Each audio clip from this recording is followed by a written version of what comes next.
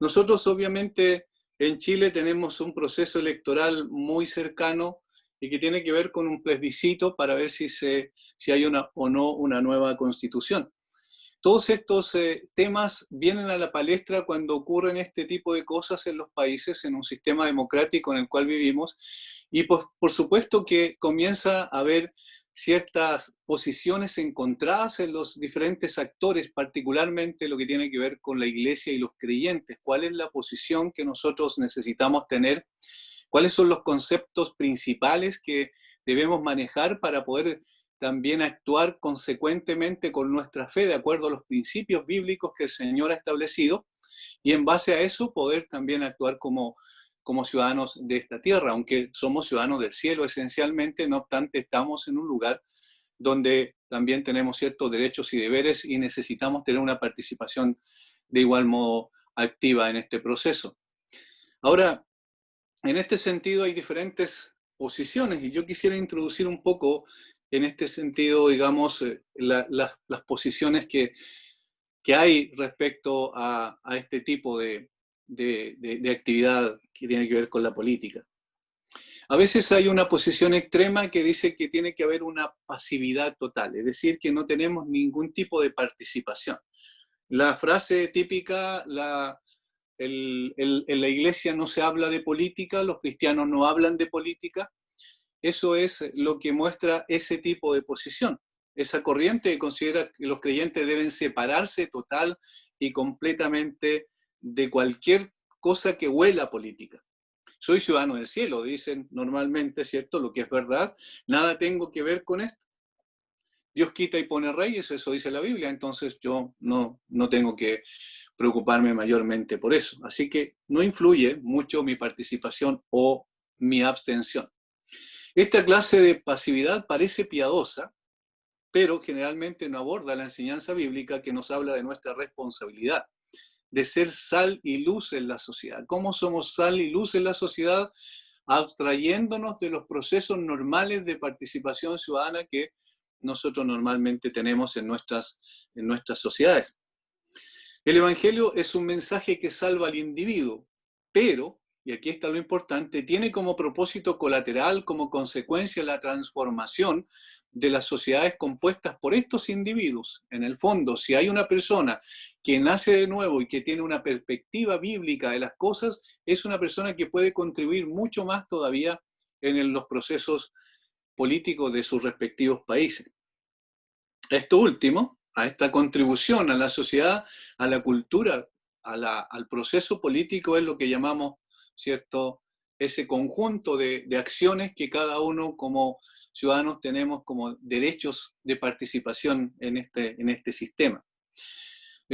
John Stott dice, en sentido amplio, política denota la vida de la ciudad, polis, y la responsabilidad del ciudadano, polites.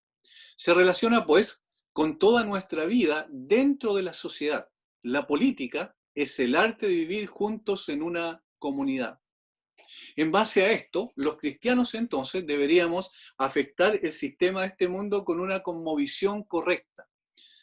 No solo, ni principalmente a través de la política, participando de los procesos democráticos, sino también por medio de todo lo que hagamos, es decir, todo lo que el creyente hace, todas las decisiones que toma, que tienen que ser sobre la base de los principios escriturales, deben afectar su entorno necesariamente o deben impactar su entorno, porque no se trata de encerrarnos en nuestros templos, ¿cierto?, para abstraernos de todo lo que está pasando a nuestro alrededor. Ese es un pietismo exagerado, es una demostración también de falta de cosmovisión respecto a la vida cristiana.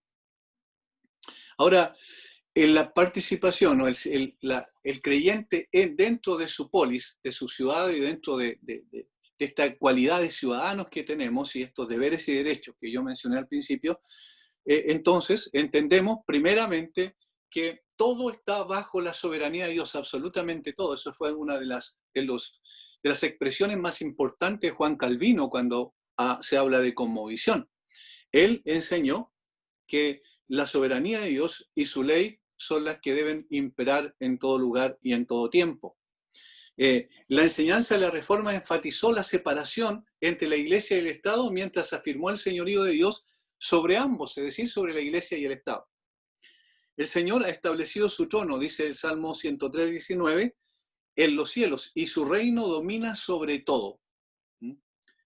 Ahora, esta es una posibilidad y que a veces también hay una participación o se procura una participación casi extrema en el otro lado, donde se dice que, en definitiva, la imposición de la ley de Dios tiene que ser para todos, en todas partes y en todo lugar. Y en un sentido general podemos afirmar bíblicamente así es, pero estamos viviendo no en una teocracia, lamentablemente, sino en una democracia. Ahora, en la esquina opuesta, es decir, en el otro lado, podemos encontrar en nuestros países una política profesante del cristianismo mucho más pragmática, es decir, la que se parece mucho a las afirmaciones que hacen los políticos en general, pero ahora desde un sentido más piadoso, es decir, desde la perspectiva del Evangelio. De acuerdo a esta postura, a esta otra postura caracterizada por su énfasis en el Estado, los creyentes deben extender el reino de Dios en la tierra asumiendo cargos políticos, ya que esa es la manera en que la sociedad será transformada y ganada para Cristo, dicen. De esa manera evitamos, por ejemplo, la rampante inmoralidad que nosotros tenemos en nuestras naciones. De esa manera podemos influir directamente, por ejemplo, en las legislaciones de nuestros países. El problema de esta postura política, es que está ligada a contener el activismo, por ejemplo, a favor de la homosexualidad, el aborto, etc. Es decir, los procesos morales de destrucción de la moralidad, pero mientras es justo oponerse a tal movimiento, eso bien lo sabemos, esta clase de batalla en la esfera pública podrían ser libradas por personas que no necesariamente fueran creyentes, sin que involucre necesariamente el Evangelio.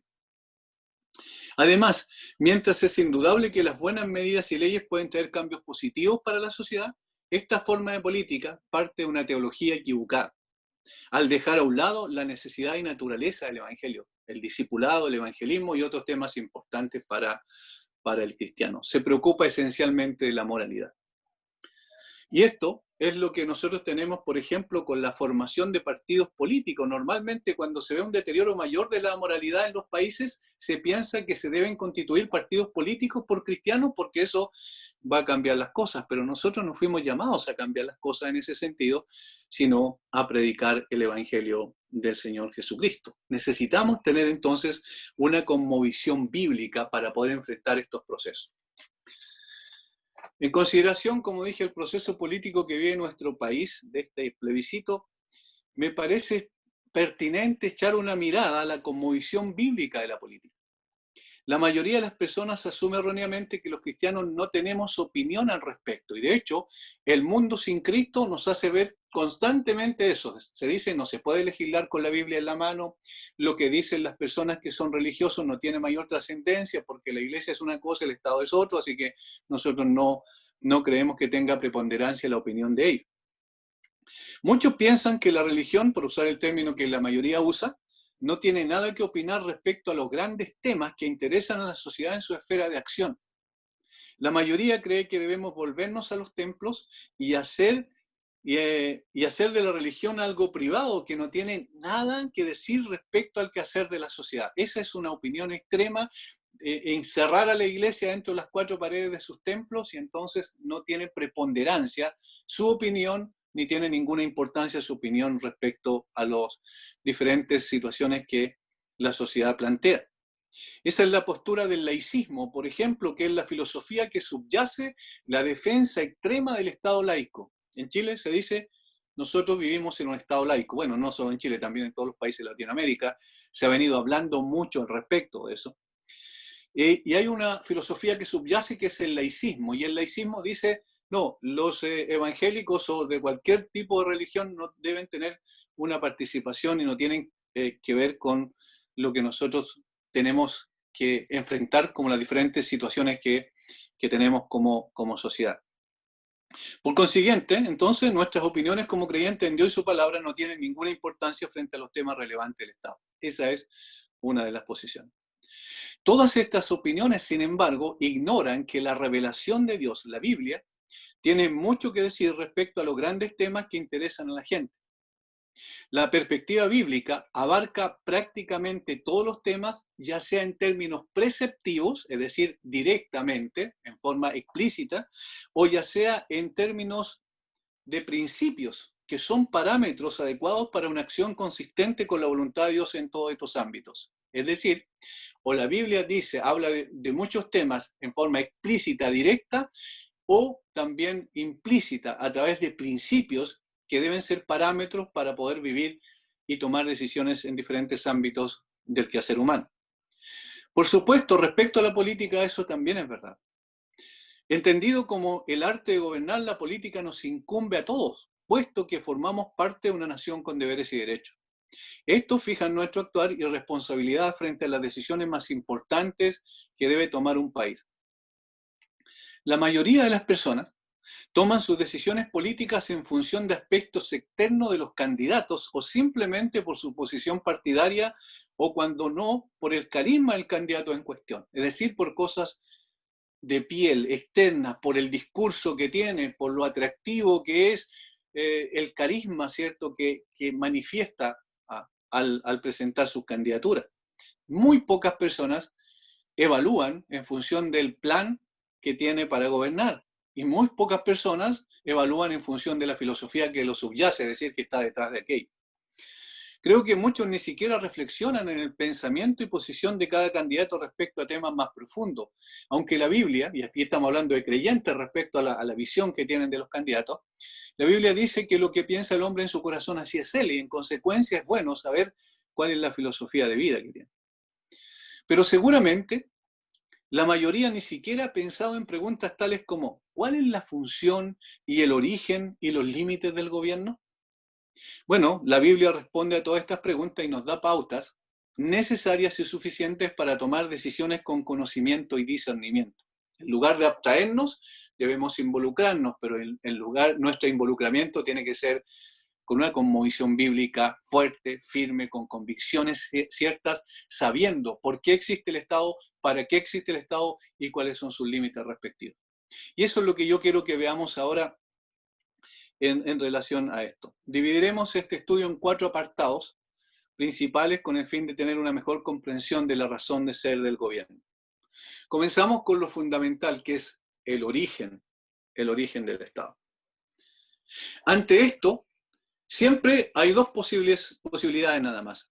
O el Estado se origina en el hombre o se origina en Dios. La mayoría piensa, el humanista en particular, piensa que se origina en el hombre. Como lo planteaba el filósofo griego Platón en su famosa obra La República, dice que el hombre se ha organizado para buscar la justicia y así satisfacer sus propios intereses. Ese es el concepto que Platón tenía respecto a la política. Y de hecho es importante una opinión de los griegos porque ellos fueron los que crearon lo que conocemos como democracia. Ahora, en otras palabras, lo que estaba diciendo Platón es que el Estado surgió de una necesidad humana a la que el mismo hombre dio respuesta por medio de organizarse con el fin de satisfacer dicha necesidad, consistente esta en promover el bien y evitar el mal. Eso es lo principal. Por su parte, mucho tiempo después, Thomas Hobbes, en 1588, que vivió en 1588 a 1679, propuso que el Estado es producto de un contrato social entre los hombres hecho para evitar el conflicto. Ya que todos los hombres buscan satisfacer sus propios deseos, esto lleva inevitablemente a una lucha de intereses y la única forma de aceptar las desigualdades y evitar el conflicto es tener un Estado gobernado por un soberano, Leviatán le llamaba él, que impone su poder absoluto sobre el pueblo. Obviamente él estaba hablando en un contexto de monarquía.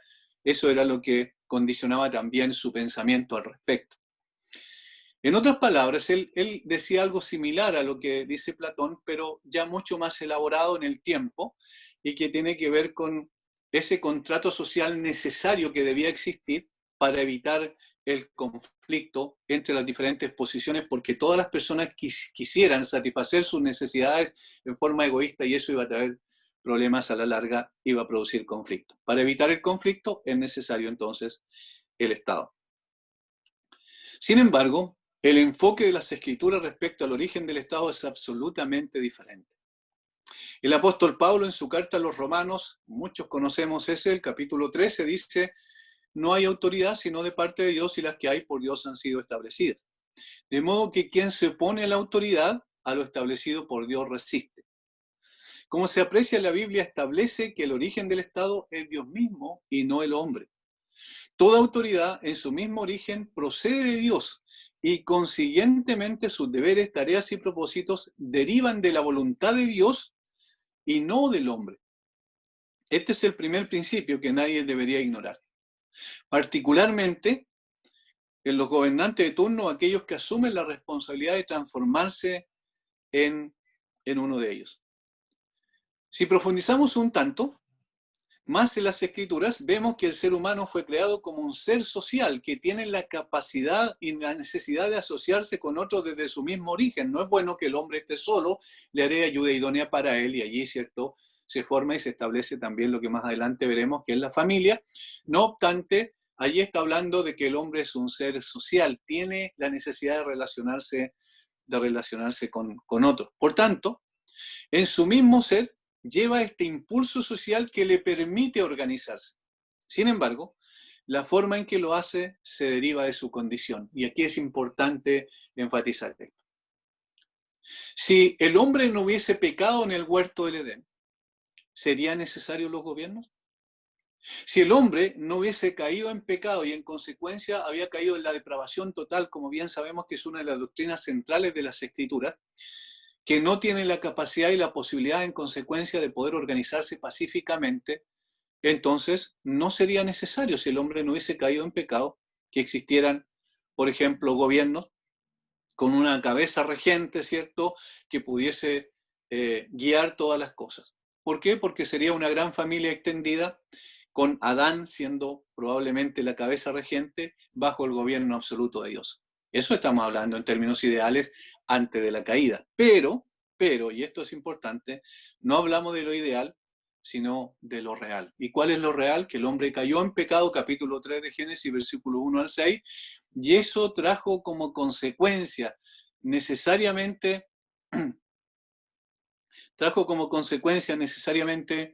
que el hombre se desvió del camino y al corromperse también se corrompieron sus relaciones sociales. Y al corromperse sus relaciones sociales, entonces, ¿qué es lo que tuvo que pasar? Obviamente surgió la necesidad de organizarse políticamente. Por tanto, la organización en estados como la conocemos, con leyes, policías y todo esto, juzgados y todo este tipo de cosas, tuvo que desarrollarse en forma natural posteriormente para frenar la influencia del pecado. Es legítimo concluir que las estructuras de autoridad humana se hacen necesarias por razón del pecado, porque de lo contrario no necesitaríamos ejércitos, no necesitaríamos policías, ¿verdad? Y todo este tipo de estructuras de autoridad que son necesarias producto del pecado. Se puede ver como algo remedial que existe para limitar las consecuencias del pecado, entonces. El pecado de por sí acaba con las relaciones armónicas, es una fuerza centrífuga que separa y divide a los seres humanos. El Estado representa aquella estructura artificial, en el sentido de no ser parte de la creación original, que se requiere para frenar el pecado y limitar sus consecuencias. Esto se confirma con lo que dice Pablo en cuanto al propósito de la autoridad en Romanos capítulo 13, versículos 3 y 4. Y esto último constituye la primera razón por la que existe el Estado, que es reprimir la influencia pecaminosa del hombre en todas las esferas del desarrollo social. Eso es vital, eso es fundamental que nosotros lo tengamos en cuenta. El Estado y los gobiernos existen esencialmente para reprimir el pecado, para mantener a raya la maldad del hombre, para que esto no se desborde y no se desate en una anarquía total. Esa es la razón de los gobiernos, esa es la razón de las leyes, las constituciones políticas de cada país, esa es la razón de las policías, esa es la razón de los ejércitos, frenar de alguna manera la influencia pecaminosa del hombre en todas las esferas del desarrollo social. Para una mejor comprensión al respecto, echaremos un vistazo a la historia de Israel relatada en el Antiguo Testamento. ¿Cómo comenzó Israel? Comenzó con un con una familia, ¿verdad?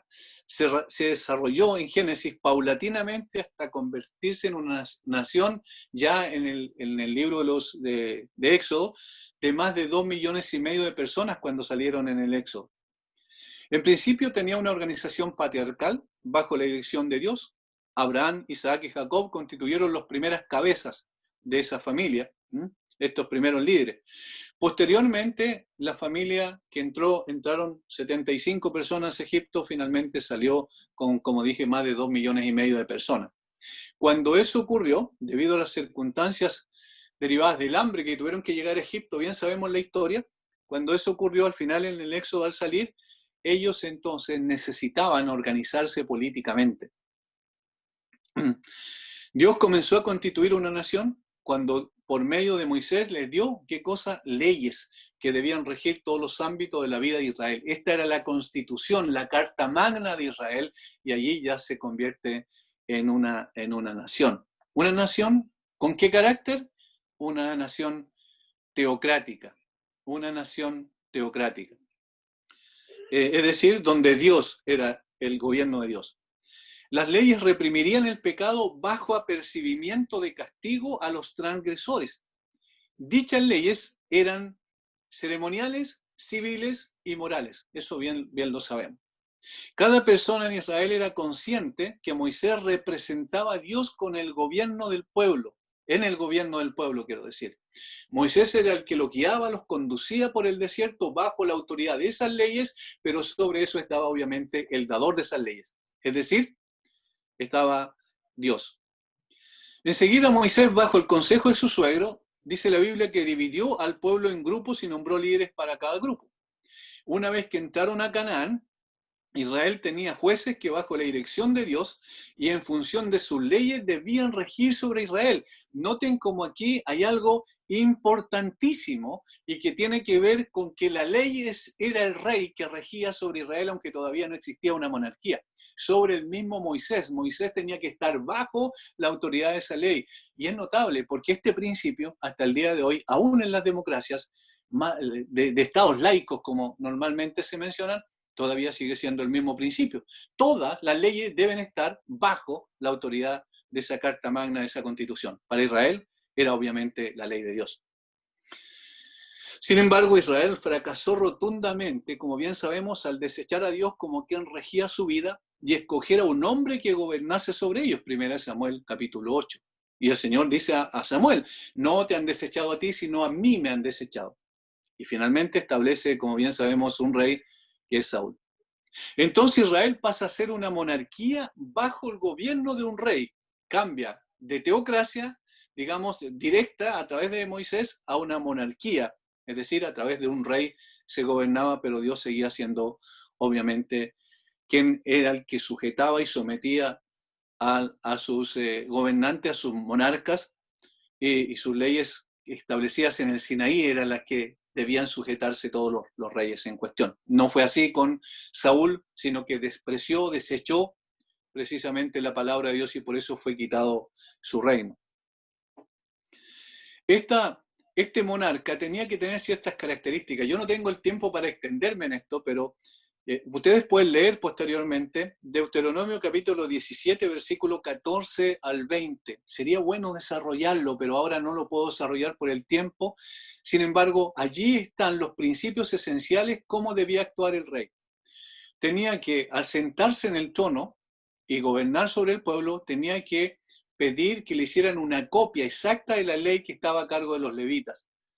Esa copia de la ley tenía que él llevarla a todas partes, la llevará consigo a todo lugar. ¿Qué otra cosa tenía que hacer? Tenía que, además de eso, tenía que leerla todos los días de su vida, dice. Y el propósito, dice, para que no se eleve su corazón sobre sus hermanos y no se desvíe ni a derecha ni a izquierda. En otras palabras, el rey era consciente que él no era el rey, sino que el rey era Dios gobernando a través de sus leyes y él era un instrumento bajo la autoridad de Dios. Mientras que los asuntos religiosos estaban en manos del profeta y el sacerdote. El profeta que hablaba en el nombre de Dios al pueblo y el sacerdote que intercedía en el nombre del pueblo delante de Dios y que además tenía la, eh, la función de poder enseñar la ley. Estableciendo entonces, en ese sentido, ya claramente ustedes ven una cierta división, una cierta separación entre Estado y, ¿cierto? Y el grupo religioso que le constituía al pueblo de Israel. Ahora, es interesante esto porque posteriormente en el Nuevo Testamento claramente se ve la división o la separación adecuada, necesaria que hay entre iglesia y Estado. Y esta separación, nosotros recién en nuestra Constitución en Chile, en 1925, se reconoció esa separación entre iglesia y Estado. Por tanto, el origen primordial del Estado es la imagen de Dios en el hombre. El hombre debía gobernar, recuerden, debía señorear sobre todas las cosas, llevando en presa la imagen de Dios. Pero la imagen de Dios se distorsionó cuando el hombre pecó en el huerto del Edén. Por consecuencia, entonces, se necesitó un gobierno para que a través de esos gobiernos se reprimiera la maldad natural del corazón humano y no se diera lugar a la manifestación explícita de esa maldad a través de actos violentos y de producir una anarquía. Por eso, entonces, el Estado. El hombre es un ser social, la humanidad ha aumentado mucho y la sociedad es muy compleja, cada vez es más compleja, de hecho. Por lo tanto, algún tipo de organización es necesario para mantener ese orden. La forma actual de los gobiernos que existen en el mundo hoy no es la forma ideal, eso es un hecho. No podemos negarlo, no podemos tampoco entonces estar pidiendo cosas que los estados y los gobiernos nunca podrán dar. ¿Por qué? Porque todo acto del ser humano está lamentablemente contaminado por el pecado. La forma ideal todavía sería una teocracia, pero no es posible bajo las circunstancias de un mundo caído. Es una lástima que este tipo de gobierno, los que tenemos ahora, sea necesario, pero sí, es necesario. Por eso tenemos que entender en principio eso, el origen, si el origen es Dios. Si Dios estableció entonces la forma que tenía que tener el gobierno, entonces también nosotros hemos de conocer el segundo apartado que tiene que ver con la función del Estado. ¿Para qué Dios estableció el Estado?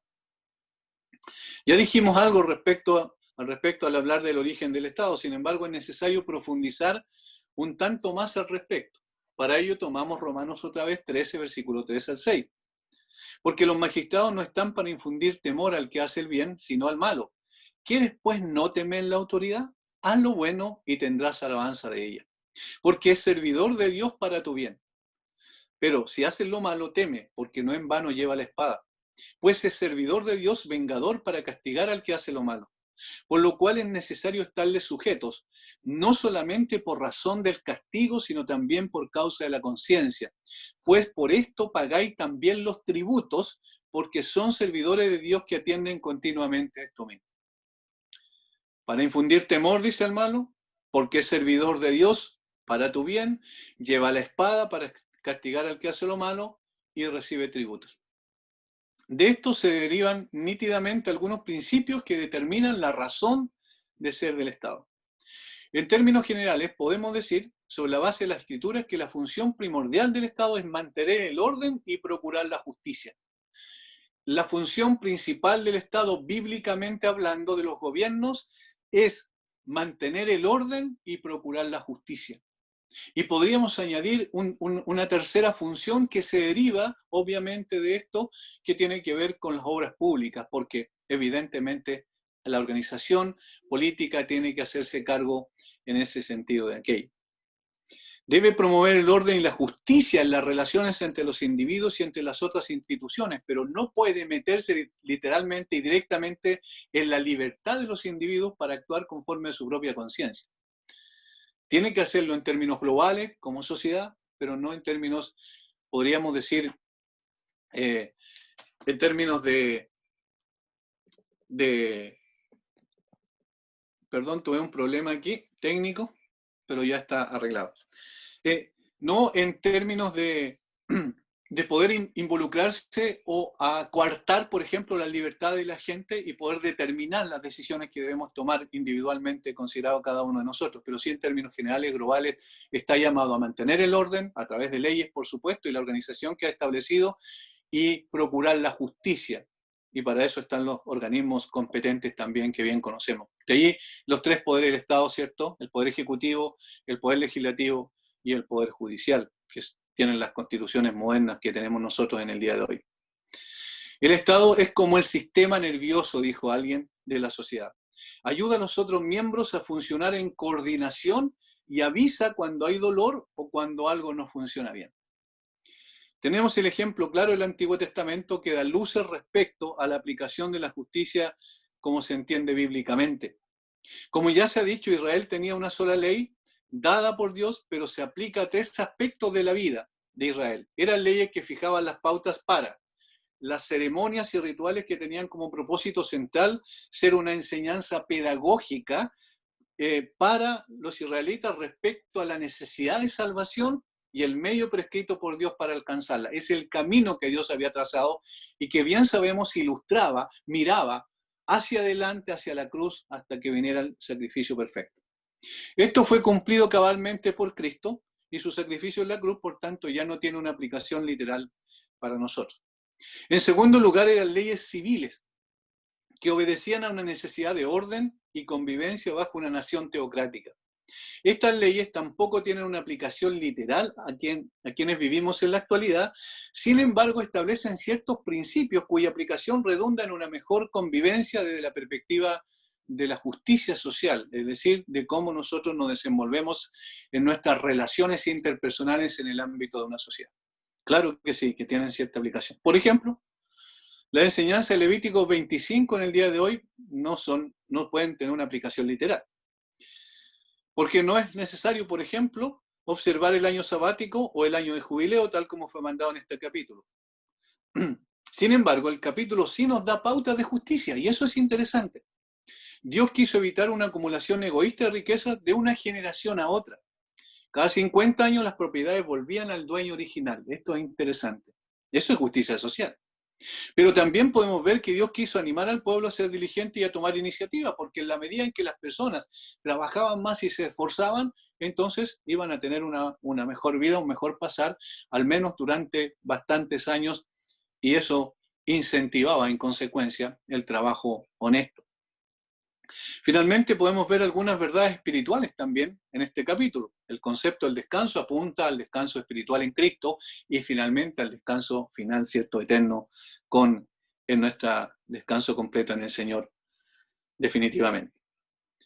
Estas son las funciones que la Biblia le aplica al Estado, pero en el día de hoy nosotros tenemos una serie de funciones que el Estado ha asumido y que no tienen que ver con lo que la Biblia ha establecido como principio. Lamentablemente, también aquí hay una falla de la Iglesia, porque la Iglesia tenía un papel preponderante, por ejemplo, y las familias, por ejemplo, en el cuidado de los ancianos. ¿Quiénes son los responsables en el sentido directo de ellos? Obviamente las familias, pero quedaron abandonados ellos, y entonces el Estado estableció ciertos sistemas para preocuparse de ellos. También, entonces, el Estado ahí se ha metido, los gobiernos actuales, en la familia, y han establecido ellos principios de convivencia, inclusive dentro de la familia, y esto ha llegado inclusive a leyes donde se le quita la patria potestad a los padres, que tienen el derecho preferente, siempre tienen el derecho preferente de educar a sus hijos de acuerdo a sus propias convicciones, pero esto está pasando en este momento. Por tanto, lo que vemos es un Estado más ilimitado que el que la Biblia establece que debe ser limitado, y allí es donde nosotros no estamos de acuerdo, obviamente, con ese sistema. Lo tercero es los límites en la autoridad del Estado. Aquí es donde hablamos de lo que introducimos recién.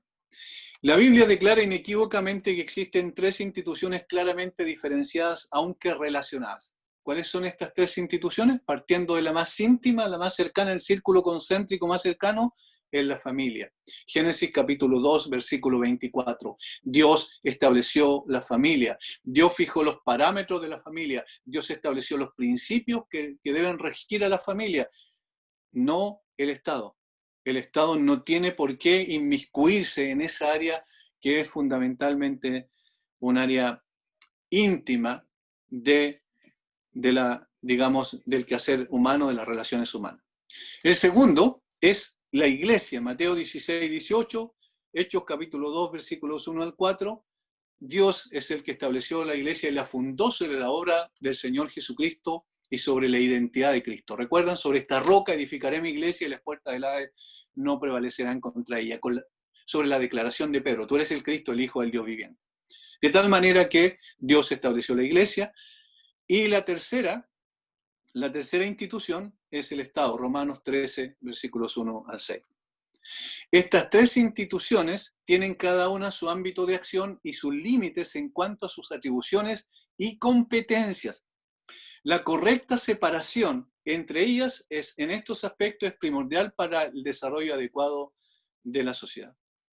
El Señor Jesucristo diferenció claramente los ámbitos de acción de las esferas del Estado y la Iglesia cuando dijo a Pilato: mi reino no es de este mundo.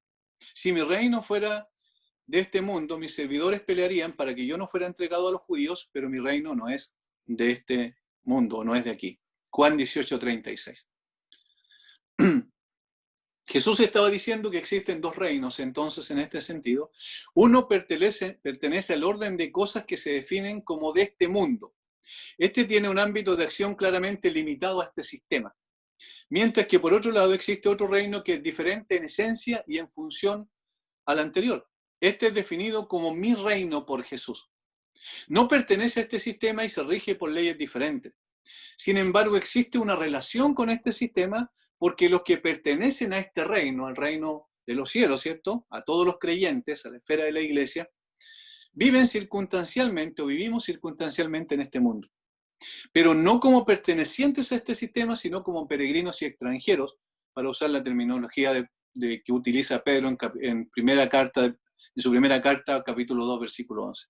Por tanto, es imposible concebir que el Estado perteneciente al reino de este mundo deba gobernar por sobre el reino de Jesucristo, la iglesia. Esto es primordial que lo entendamos. Ahora, aquí hay una tercera acepción que tiene que ver con que el reino de los cielos, el reino de Dios, abarca absolutamente en un sentido general, obviamente, al reino de que está en la tierra, pero que un día va a ser absolutamente también el reino de su Cristo, como dice la Escritura.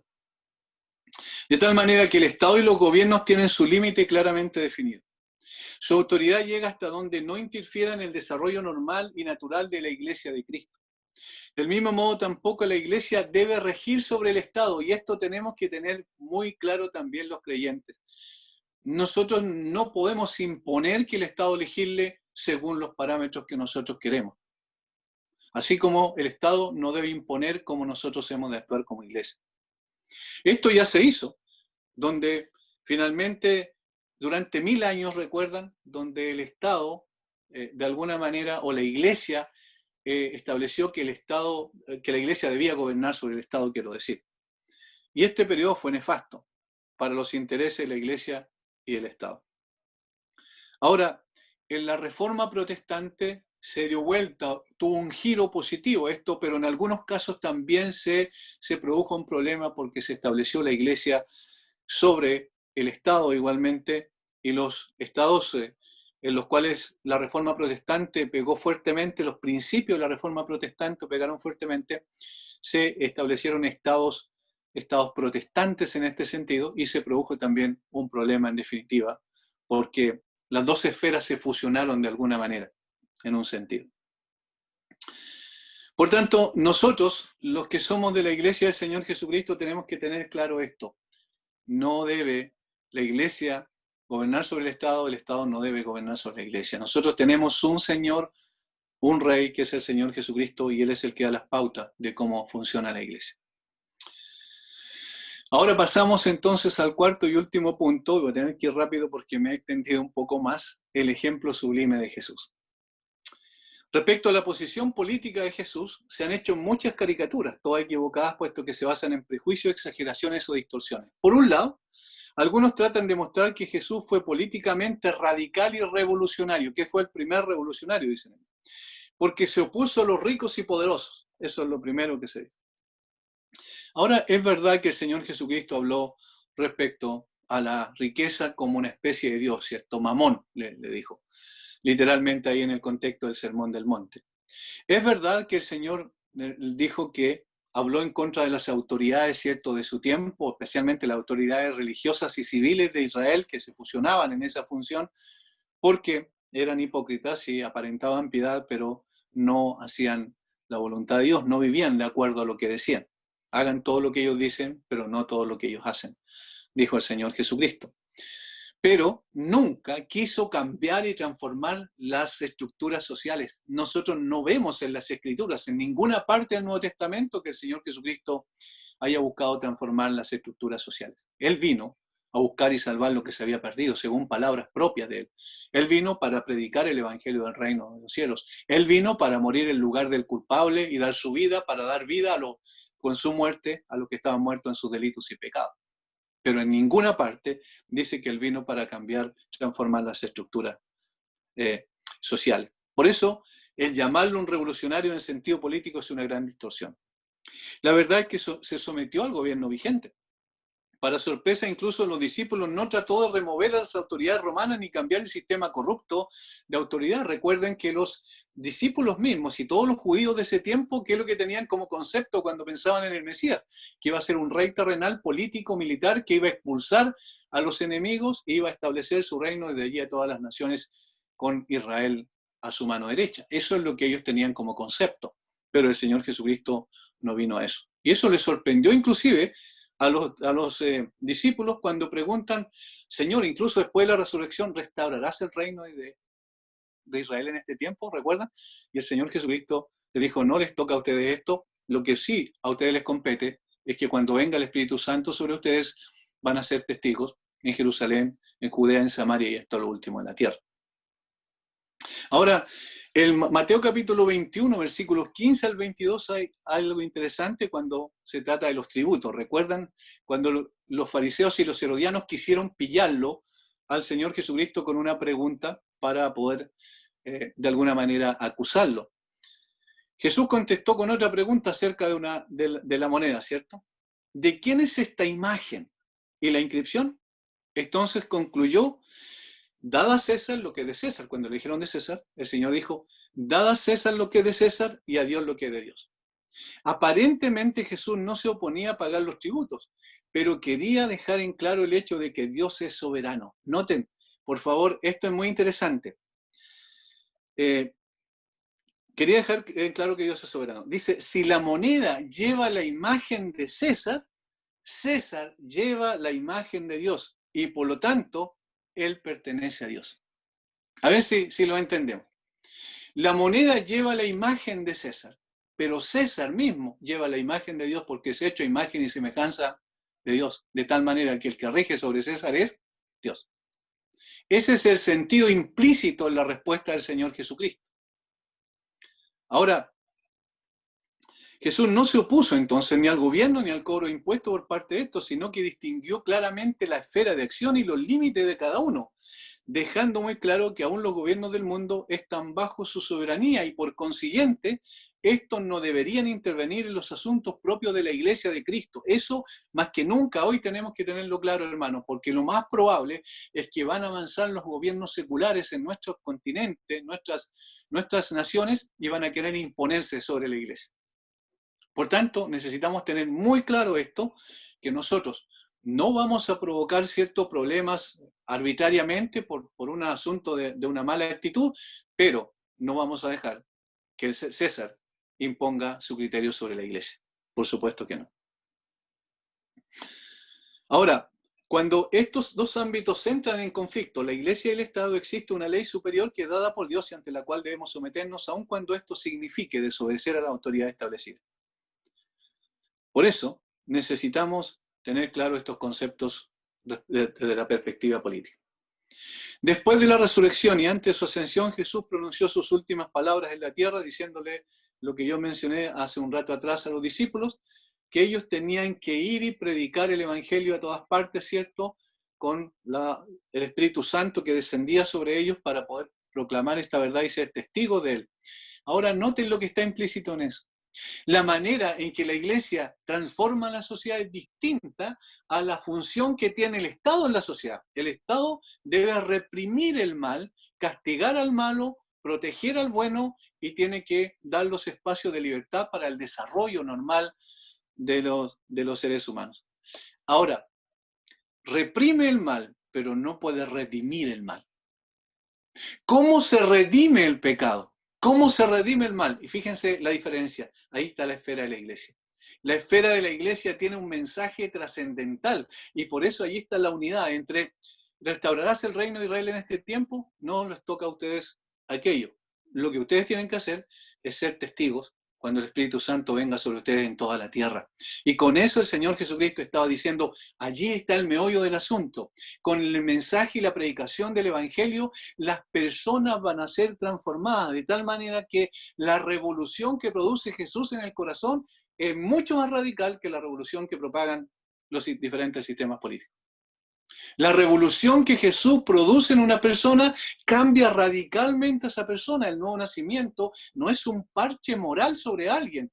El nuevo nacimiento es una nueva criatura absolutamente distinta y que impacta entonces todos los ámbitos de acción en el cual se desenvuelve en esta sociedad. El reino de los cielos entonces no es algo visible, es algo espiritual. Y no es un reino, ¿cierto?, que pertenezca a lo simplemente visible. Es algo mucho más grande de lo que estaban pensando los discípulos, porque es eterno y atemporal, y cubre toda la tierra y no solo un país. El método, como dije recién, de establecer el reino no es con armas, no es con activismo político, sino que la forma es con el testimonio del Señor Jesucristo, es decir, con la predicación y la vivencia del Evangelio de las personas en las cuales la gracia de Dios ha actuado. Ahora, esto significa entonces que la revolución de Jesucristo es sustancialmente más grande, que produce en el corazón de la persona que cualquier sistema de gobierno. Por eso el Nuevo Testamento no se pronuncia claramente, por ejemplo, en contra de la esclavitud, en contra de los gobiernos corruptos. Jesús sabía que las personas que llegaban a ser transformadas por el Espíritu Santo iban a tener otros valores y así efectuarían cambios más radicales y más duraderos. El ejemplo, si el dueño de un esclavo trata a un esclavo como hermano, en el caso de Filemón a Onésimo, ya no habrá problemas en asumir esa posición. Y entonces todo lo demás va a venir como añadidura. Tanto que se habla hoy del racismo, por ejemplo. ¿Verdad? Que hasta una organización allí poderosa que nació en Estados Unidos, que en definitiva es un desastre desde el punto de vista que produce solo anarquía. Las leyes en contra del racismo en Estados Unidos han sido positivas, pero no han eliminado el racismo, porque esto está en el corazón. Debemos reconocer las raíces de transformación positiva en la historia y esas raíces de transformación positiva vienen por el poder del Evangelio actuando en el corazón de una persona. Eso es lo esencial, eso es lo fundamental. Por ejemplo, los hospitales y universidades tienen su origen ¿dónde? Tienen su origen en la influencia cristiana. La esclavitud demoró 2 milenios en ser abolida, sin embargo, fueron los creyentes, Wilberforce en Inglaterra, el que impulsó la abolición de la esclavitud. La política de Jesús, entonces, y aquí concluyo, porque me estoy extendiendo demasiado, la política de Jesús es más revolucionaria, como dije, que muchos de los políticos piensan. Él trae un cambio interno y espiritual, que es permanente y eterno. Como consecuencia, toda la sociedad disfruta de beneficios que solamente puede traer el cambio absoluto que opera en el corazón de los hombres. Termino con estas últimas frases. Nosotros podemos influenciar positivamente y moralmente a este mundo. Sin embargo, eso no va a cambiar las cosas, esencialmente. Nosotros podemos, en cambio, predicar el Evangelio y vivir el Evangelio, y ese Evangelio, cuando el Espíritu Santo lo pone en el corazón de una persona, va a transformar absolutamente a esa persona, a las personas que se relacionan con él, va a producir un impacto positivo y también, en consecuencia, va a ser una especie de consecuencia normal, ¿cierto?, de los cambios que el Señor hace en la vida individualmente considerada y después socialmente considerada. Siendo el hombre un ser social, es impactado por el Evangelio, es transformado por el Evangelio y entonces su entorno también recibe ese impacto positivo. Esas son algunas de las nociones generales, básicas, de lo que es una cosmovisión cristiana de la política. Vamos a orar un momento. Padre, muchas gracias por darnos este tiempo. Sabemos que es un tema larguísimo, no abarcamos sino la superficie, rasgamos la superficie nada más, pero Señor, ayúdanos a poder también profundizar en estos temas importantes para no actuar como el mundo actúa, sino actuar como la iglesia de Cristo actúa, pensando siempre que si el problema mayor es el corazón, entonces el Evangelio es la solución a ese problema mayor. Porque solo el Evangelio puede producir cambios profundos y trascendentales.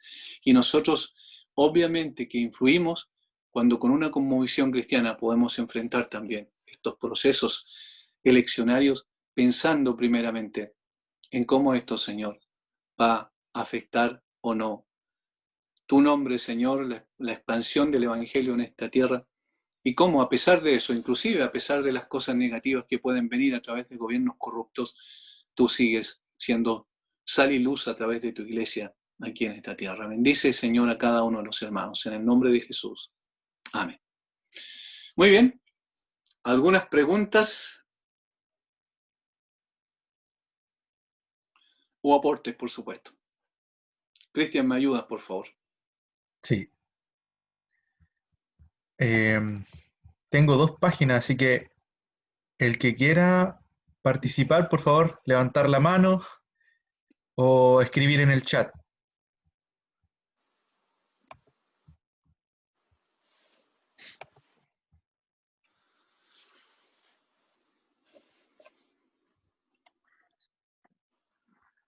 Esta vez el pastor va a hacer preguntas.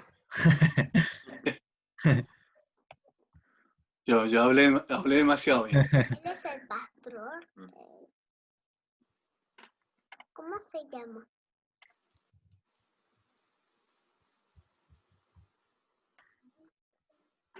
Hermano Claudio. Claudio Campos. Sí, abrí el micrófono. Bueno, yo tengo la misma postura que presentó el pastor, totalmente bíblico, y a mí me cuesta mucho concebir por qué, cuesta concebir eso, por qué la iglesia no está siendo la sal y la luz que el mundo necesita. Y más en este tiempo que estamos viviendo, que deberíamos aprovecharlo, porque mucha gente está con miedo, con angustia, con incertidumbre de lo que va a pasar. Entonces nosotros podemos llevarle esa palabra de vida que ellos necesitan. Yo lo escuchaba y, bueno, yo conozco la Biblia de Génesis y Apocalipsis y sé que el tema del Estado o de las organizaciones políticas no son ajenos a la vida cristiana. Como bien hizo las referencias ahí en el Antiguo Testamento, también a mí se me venían muchas otras referencias cuando Jesús, por ejemplo, está ante Pilato y le dice que él no tiene mayor autoridad que si no le hubiese sido dado del cielo, de arriba.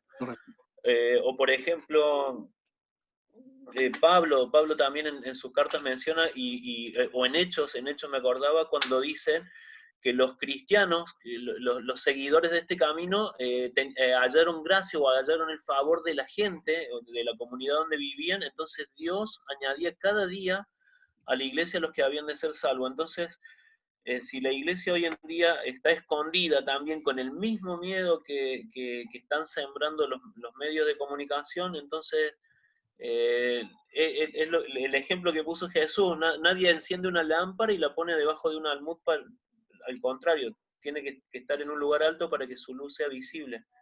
Entonces eso es lo que me entristece un poco a mí en este tiempo. Es un comentario, un aporte, Sí, no sé. correcto. No, está bien. Sí, efectivamente, la iglesia tiene que reconocer, nosotros tenemos que reconocer que hemos fallado, debemos aprender a reaccionar como reaccionó Nehemías, ¿recuerdan? En su oración, cuando dijo que nosotros hemos pecado, o cuando oró Edras ahí en su libro, diciendo que en realidad nosotros hemos pecado, él se involucró, también Daniel hizo lo mismo, porque en efecto la iglesia no ha tenido un impacto en la sociedad, en la cultura, y quizás el problema mayor es precisamente esa transformación que el Señor hace en nuestra vida no ha sido evidente a el contexto en el cual nosotros nos movemos. Es decir, no ha sido evidente, por ejemplo, en nuestro trabajo, no ha sido evidente en las diferentes esferas del quehacer humano. Y al contrario, muchas veces las iglesias en general, ¿cierto? No, obviamente no especificando algunas, pero haciendo una generalización, en muchos aspectos ha sido todo lo contrario. Es decir, el testimonio que se ha dado es un testimonio deplorable.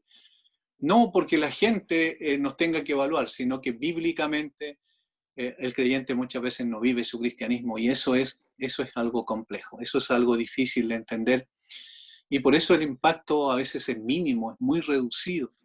Y muchas veces ni siquiera el creyente tiene claro respecto a la función del Estado, y a veces aparece pidiendo al Estado lo que la Biblia nunca dice que le pidamos al Estado. Como yo decía hace un rato atrás, por ejemplo, el cuidado de nuestros abuelos o de nuestros padres ancianos. ¿De quién es, según la Biblia? ¿Del Estado? ¿Es la función del Estado? Bajo ninguna circunstancia. No tendríamos que tener problemas desde el punto de vista de, digamos, de las jubilaciones en ese aspecto, porque si los hijos se preocupan de los hijos y los hijos de los hijos y así sucesivamente, de sus padres, quiero decir, finalmente estarían satisfechas las necesidades fundamentales. El principio está claro en la ley moral de Dios, ¿cierto? Que debemos honrar a nuestros padres, y honrar también ahí tiene una implicancia igualmente económica. Honramos a nuestros padres cuando nos preocupamos de ellos en esos términos. Por tanto, le hemos dado al Estado algunas cosas que el Estado nunca tuvo bíblicamente, a los gobiernos algo que el Estado, digamos, nunca tuvo bíblicamente y que pertenecen a la esfera de la Iglesia. El cuidado de las viudas, por ejemplo, ¿a quién pertenece? ¿Al Estado? No, a la Iglesia. ¿Me entienden? Es decir, hay muchas cosas que hemos dejado. Ahora, yo quiero hacer una aclaración. La Biblia no dice que debemos ser sal y luz, sino que somos sal y luz. Es decir, ¿qué es lo que falta? Vivir de acuerdo a lo que somos. Y ese impacto es el que produce la Iglesia en un mundo sin Cristo. Si nos creyen. Gracias, pastor. ¿Alguien más? Ahora sería el turno de Vivian, y ahí está su esposo, que en este momento no recuerdo su nombre, así que, por favor, si nos puede recordar también. Active su micrófono nomás, hermano. Hola, buenas noches. Saludos a todos. Yo tengo dos dudas y quisiera escuchar la opinión del pastor. Una respecto del evangelio social, que hoy día está muy en boga, e incluso entiendo que ciertos exponentes bastante ortodoxos lo defienden. Entonces me gustaría saber qué opina usted. Y lo segundo, contar una experiencia que a mí me sucedió en la iglesia por los eventos de octubre del año pasado. Estaba predicando, y yo prediqué justamente de Romanos 13, de la autoridad y todo eso, y había un hermano venezolano, y él me planteó esto de cómo se explica estos malos gobernantes que en el fondo abusan, ¿cierto?, del pueblo, cómo Dios concilia eso. Yo le di por lo que entiendo, mi respuesta, y también algo que me resuena mucho, es que aún un mal gobierno es mejor que un no gobierno, y que definitivamente todos los gobiernos han sido puestos por Dios, aún aquellos que son malos. Y a veces hay propósitos que obviamente nosotros no alcanzamos a conocer. Entonces también me gustaría saber la opinión del pastor en ese sentido. Gracias. Sí, absolutamente. Bueno, primero con respecto al evangelio social, para mí no hay un evangelio social y un evangelio de justicia social, un evangelio de salvación. Para mí hay un solo evangelio, o sea, no para mí según bíblicamente. Yo veo el Nuevo Testamento menciona un solo evangelio. El punto es, ¿cuál es el problema central del hombre? Eso es lo que nunca debemos obviar. El problema central del hombre es el corazón. Es el corazón. Y el único instrumento para cambiar ese corazón es el Evangelio de Jesucristo.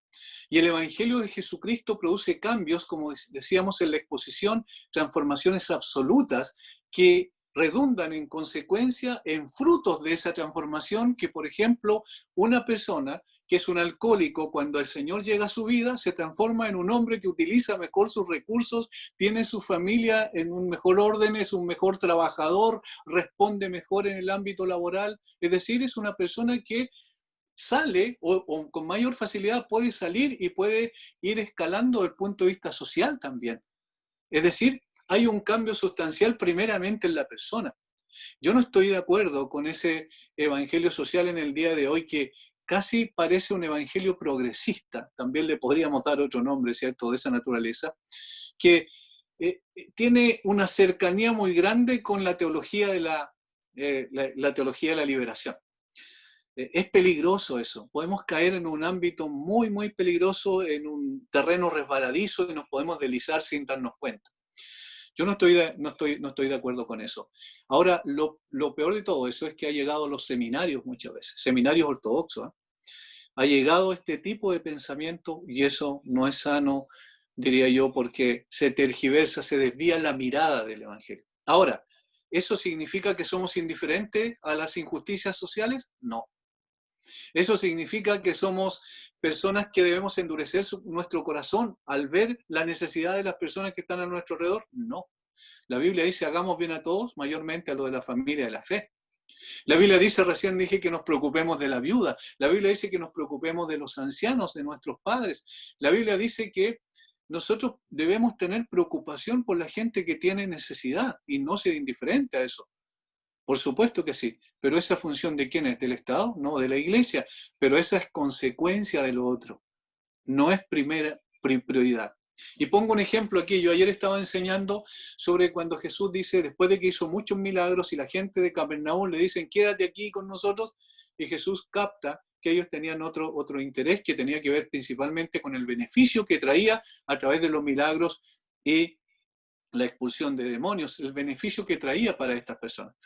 Pero Jesús dice, no, es necesario que predique el evangelio del reino en otro lugar porque para esto he sido enviado. ¿Qué es lo que está diciendo allí? No está diciendo los milagros no son importantes, está diciendo allá una prioridad. Y la prioridad es la predicación del evangelio del reino.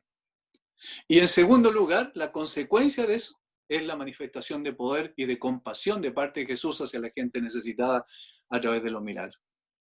Esto entonces del Evangelio para mí es central, el punto de la transformación del corazón, de la transformación de la persona, y después nos preocupamos también, o juntamente con eso nos preocupamos también de la necesidad puntual de las personas en cuestión.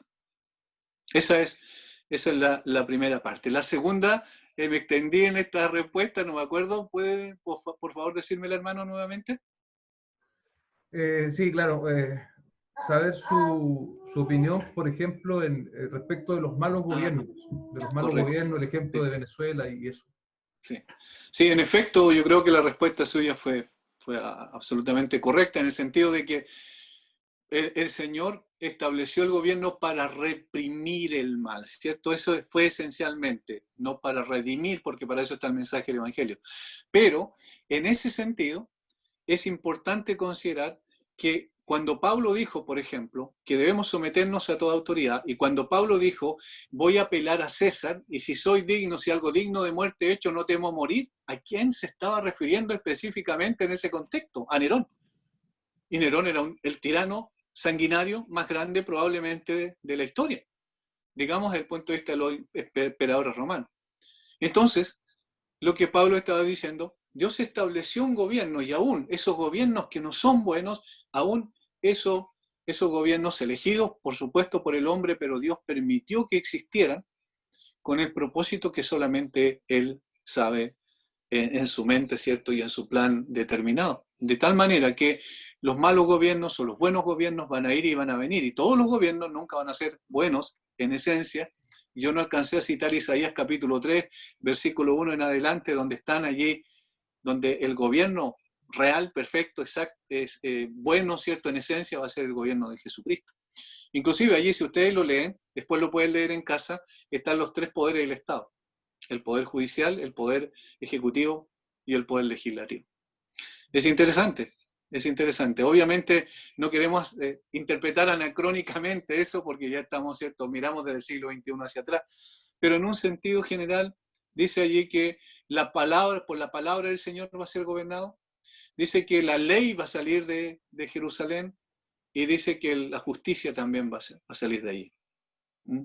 Por tanto, los gobiernos en general, por supuesto, van a haber unos mejores y otros peores.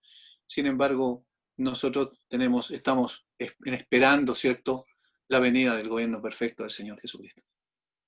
¿Podría agregar algo, pastor? Sí, por supuesto. Sí, me llamó mucho la atención la respuesta que el hermano le dio al hermano venezolano. Precisamente estudiando el libro de Eclesiastés, estamos estudiando el libro de Eclesiastés acá en la iglesia, y Salomón plantea precisamente eso, que es mejor un mal gobierno a un no gobierno, porque un no Claro. gobierno precisamente genera caos. Siempre va a ser mejor el modelo de Dios aunque el gobierno sea malo, así que me parece muy bíblica la respuesta del hermano. Y lo segundo que pensaba es que incluso los gobiernos malos, si bien no responde toda la pregunta porque hay cosas que están en el misterio de Dios, en Isaías precisamente Dios dice que una forma de castigar a las naciones y castigar a Israel es que le dará malos gobernantes. Y uno de los Sí, tipos de gobernantes que le dará gobernantes inmaduros. El texto original dice niños caprichosos, que producirán un mal gobierno que repercutirá en sufrimiento para la nación. Y es una forma que Isaías plantea de juicio de Dios contra la nación que se había apartado. Entonces vemos que incluso los malos gobernantes son usados por Dios como una forma de disciplina. Solo quería sí, aportar eso. sí, particularmente para su pueblo. Mm. Porque ahí está, por ejemplo, el caso de Nabucodonosor. Fue un juicio, según Habacuc, ¿cierto? Fue un juicio ¿para quién? Para Israel, para el Judá en particular, el reino del sur. También los asirios fueron instrumentos en las manos de Dios en un juicio para Israel, las 10 tribus del norte. Y un juicio con el propósito de disciplinarlos para que se volvieran a él según los profetas. Sí, exactamente, eso es un buen punto. Muchas gracias. Quizás Gracias. añadir algo antes de otra participación. La tarea primaria de la Iglesia no es la justicia social, sino la justicia de Cristo imputada en el corazón de las personas. Eso es lo que venimos diciendo. Ricas y pobres, hombres y mujeres, de negros o blancos, de cualquier raza. Es decir, trasciende racialmente, trasciende también económicamente a las personas en su posición social, trasciende absolutamente todo. Porque el Espíritu Santo no opera salvación por medio del activismo social, sino mediante la locura de la predicación. Gracias, pastor. Me trajo a la mente lo que decía también charlas teológicas anteriores cuando habló acerca de la hermenéutica feminista, donde se toma un versículo y a la luz de ese versículo se filtra toda la Biblia. Exactamente. También lo hacen aquellos que propugnan esto. Hay dos intervenciones más que tengo por aquí. En primer lugar, al hermano Germán y luego al hermano Isaac Figueroa.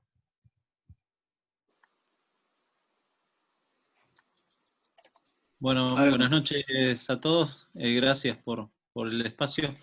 Voy a tratar de ser breve. En primer lugar, pensando en esto del tema del origen, ¿no?, del Estado y el análisis que se hizo de Romanos 13, me encantó. En estas últimas semanas surgió un tema, por lo menos acá en Argentina, afectó en el ámbito cristiano, y es el tema de las decisiones que se tomaron en la iglesia de John MacArthur acerca de mantener abierta la iglesia, a pesar de las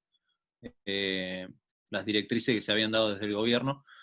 Y quería más que todo saber si eso también había de alguna manera afectado allá en Chile, si había habido algún tipo de decisión en función de esas cosas.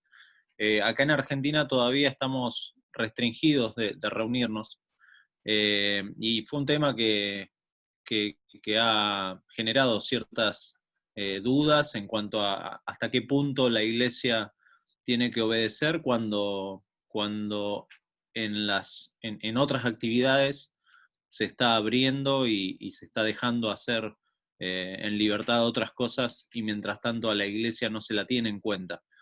Porque en definitiva los estados laicos no tienen en cuenta a la iglesia, ni lo que piensa la iglesia, ni lo que hace la iglesia. Eso en primer lugar, quería saber la opinión del pastor sobre eso. Y en segundo lugar, ¿qué materiales recomienda para seguir profundizando sobre sobre este tema. Si hay algún material bueno, algún libro, algo que nos pueda servir para seguir profundizando. Bueno, yo no sé, empiezo por lo segundo, yo no sé el nombre exactamente, pero no sé si se llama el pensamiento político de Calvino o como visión política de Calvino, la verdad no me recuerdo bien exactamente el nombre, pero ese es un buen tema, aunque obviamente esa es una recomendación general, yo también intento aplicar eso, hay que leer todo con un espíritu crítico, no para desecharlo, sino para poder discernir realmente muy bien lo que uno está leyendo, pero sí hay principios muy buenos que establece el pensamiento calvinista. Y respecto a lo anterior, esto es una de las cosas, primero que yo voy a decir, esto me ha traído un sabor amargo, esto lo que es la reacción frente a lo que el pastor MacArthur hizo en la Grace o con la Grace. La reacción de muchos creyentes. ¿Por qué digo un sabor amargo? Porque se ha tomado posiciones críticas absolutamente sin conocer el contexto. Eso a mí me preocupa. Es decir, juicio apresurado sin conocer el contexto. El contexto de California es totalmente distinto al que tenemos nosotros en nuestro país. Totalmente distinto.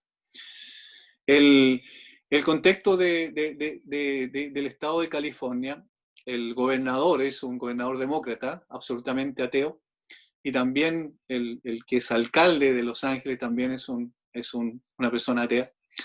De tal forma que ellos no solo no consideran a la iglesia, sino que odian a la iglesia. Es decir, hay una actitud mucho más fuerte respecto de que inclusive el gobernador dijo en alguna ocasión que la iglesia debiesen ser cerradas para siempre.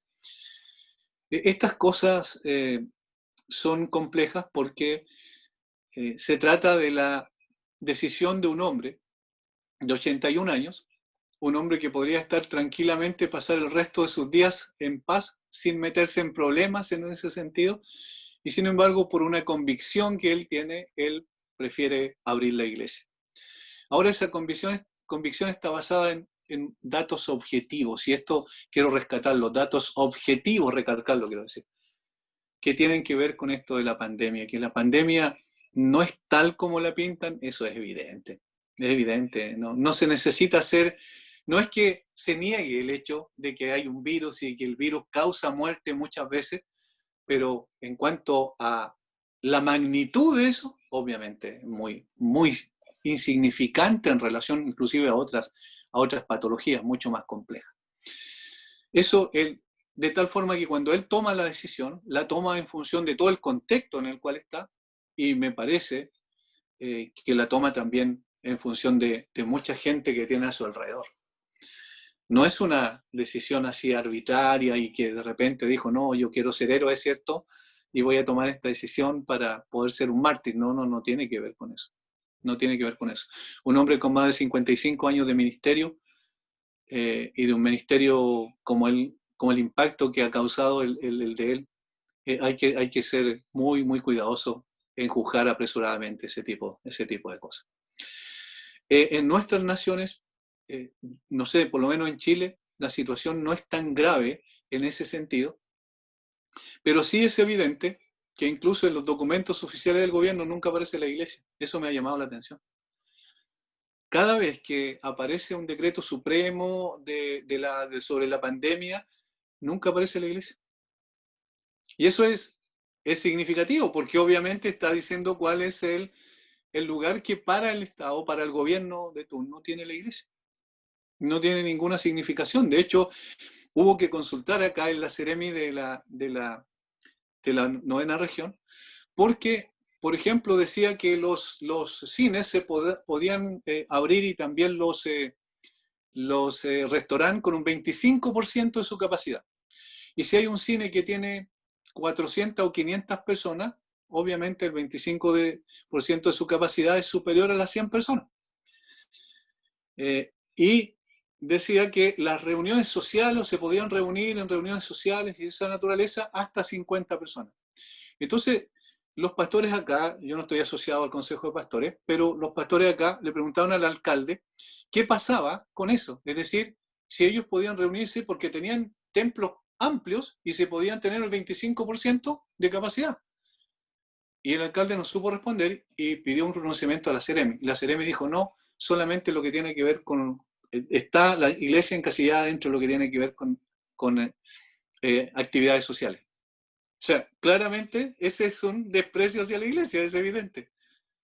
Sin embargo, no podría decir que la situación nuestra tiene que ver con lo que pasó allá o lo que está pasando en los Estados Unidos y particularmente en California y en Los Ángeles. Es distinto. Nosotros ya nos podemos reunir, 50 personas máximo, pero hacemos 2 cultos y sin personas de mayores de 75 años y sin niños menores de 10 años. No hacemos escuela dominical, hacemos 2 cultos, pero tenemos ciertas libertades, gracias al Señor por ahora. Ahora, en la Biblia dice, hay 2 principios esenciales donde es imposible poder seguir obedeciendo a las autoridades. ¿Cuál es? Que nos prohíban predicar la palabra de Dios, el Evangelio de Jesucristo.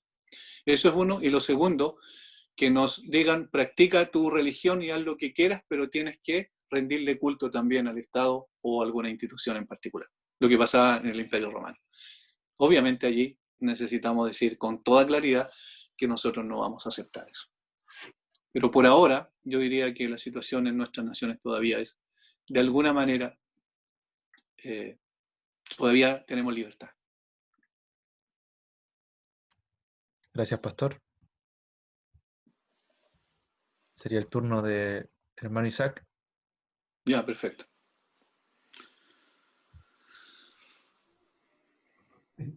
Voy a ser breve porque veo que estamos ahí en la hora, aunque yo no tengo ningún problema con la hora. Siempre esto es edificante para mí, para mi familia, y trato de compartir estas cosas con nuestra iglesia local también.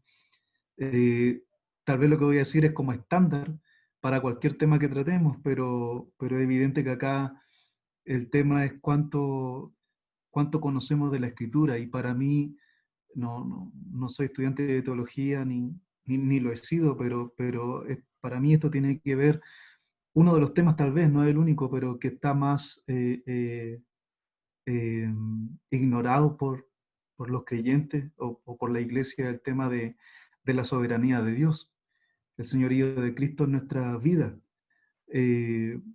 Si conociésemos más de eso, tal vez dejaríamos de echarle la culpa a los modelos, a los sistemas, porque como se ha dicho acá en esta y en las anteriores exposiciones de los viernes pasados, ¿cierto? Todos reconoceríamos que más allá de si hay un sistema, que pueden haber sistemas mejores que otros, yo creo que ahí estaremos de acuerdo, o menos malos, menos malos que otros, Correcto. pero que es el corazón del hombre. Acá yo solo quería contar la experiencia de que estamos terminando de revisar el panorama del Antiguo Testamento, y ahí hay algunos versículos que nos han quedado anclados. Génesis 6.5, cuando dice que el corazón del hombre es de continuo hacia el mal. Correcto. Jeremías 17.9, que dice que nuestro corazón es perverso. Ezequiel 2.4, que dice que nuestro corazón es empedernido. Entonces, si nuestra iglesia conociésemos más de la Escritura, dejaríamos de echarle culpa a los modelos.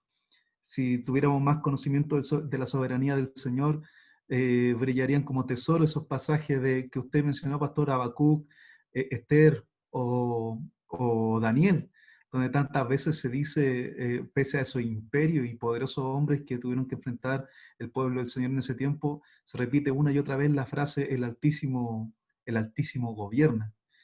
Y eso simplemente quería decir. Y el señorío finalmente de Cristo sobre nuestras vidas, que como veíamos en uno de los congresos anteriores, pastor, cuando creo que fue el Herederos de la Reforma, se insistía en esta lamentable separación que se había hecho y que intentaron resolver también los reformadores, de esta separación entre lo secular y lo espiritual. O sea, si conociésemos más la Escritura, no solamente tendríamos respuesta para estas cosas, sino que tendríamos más valentía para declararlo públicamente. Eso solamente. Así es. Gracias por tu aporte, hermano. Efectivamente, así es. Eso es lo que más importa. Por eso es tan importante conocer conocer mucho más profundamente la Escritura y conocer mucho más profundamente al Dios de la Escritura, porque esto cambia radicalmente también nuestra cosmovisión, nuestra manera de vivir el cristianismo, y esto también impacta en la sociedad. El cristianismo no es una religión privada, sino que el cristianismo transforma todas las áreas de nuestra vida, nuestra relación con nuestras esposas o esposos en el caso de las damas, con nuestros hijos, nuestra relación con todo el mundo es distinta cuando Cristo realmente gobierna en el corazón nuestro. Esto es lo que más importa, reconocer que Dios sigue sentado en su trono y que aunque sean destruidos los fundamentos, como dijo David en una situación hipotética, ¿cierto? El Señor está en su trono y a Él acude nuestra vista, nuestro corazón se postra delante de Él y reconocemos que Él sigue gobernando a pesar de las circunstancias y de lo aparente.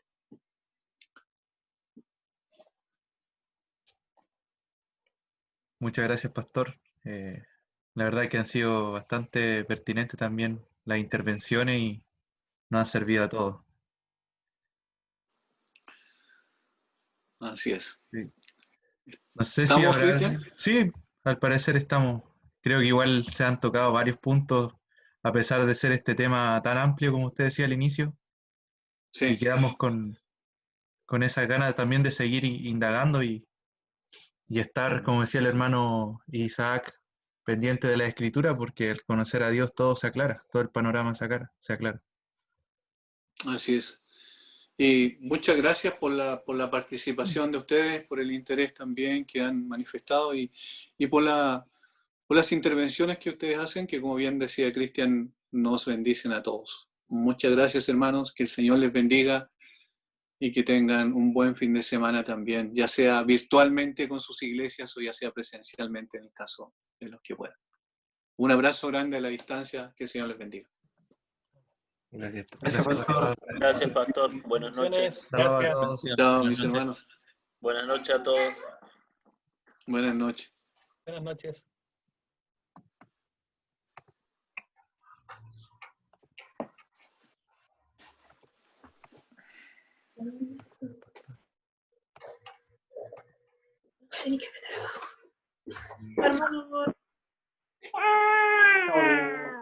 Chao, chao. Chao, chao Tami. Chao Santi. Chao, chao, chao.